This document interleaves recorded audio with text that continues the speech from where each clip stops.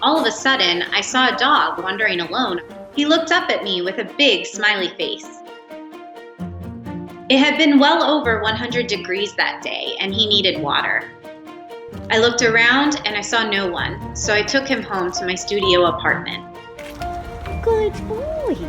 As soon as we walked through the door, he made himself right at home. He was very dirty though, and so I rushed to cover my furniture with sheets and wiped him down as best I could. He hopped on my small love seat and stared at me with his mouth wide open, tongue hanging out. I laughed and decided he needed a name, so I called him Mo. That same night, he slept on my bed cuddled up right next to me.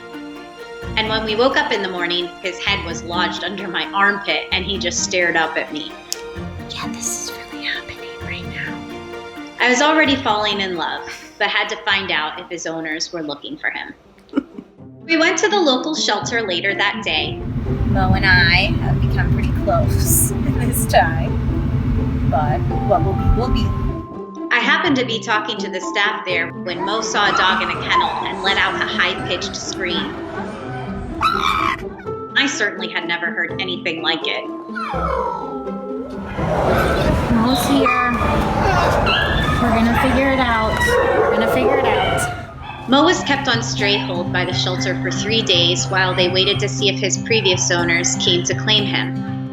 I began putting up found flyers I received from the shelter and posted all over social media looking for his owners.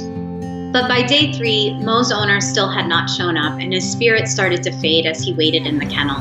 Come here. He's coming back today. He's wagging his tail. The woman behind the counter told me, he'll be available tomorrow.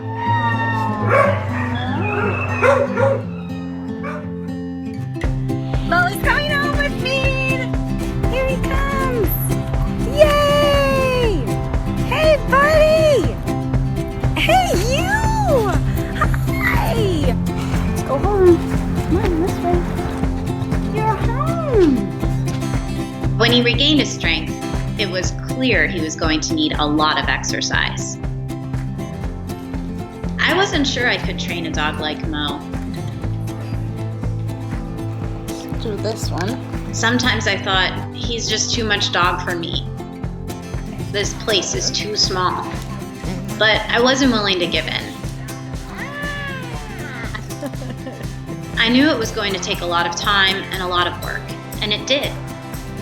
But Mo was teaching me important lessons not just about caring for a dog, but about myself. That's a good boy. The first few times he screamed, I couldn't help but laugh. We weren't sure if it was a sign of aggression or anxiety, but it wasn't. Mo screams when he gets excited about something. He'll jump in the back seat, and then as soon as the car starts moving, he'll start screaming his head off. He screams at cats, he screams at pigeons. A few months in with Mo, I was laid off from a new job, quickly drained the little savings I had, and began collecting unemployment. There were days I didn't want to get out of bed because I just felt so hopeless. But Mo would not let me give up. He made me get up and move on with the day. He gave me the tough love that I needed. About 3 more months later, I landed a job I had always dreamed of. It took the love of a pit bull to teach me that I could get there. Nowadays, we hike, we go on adventures.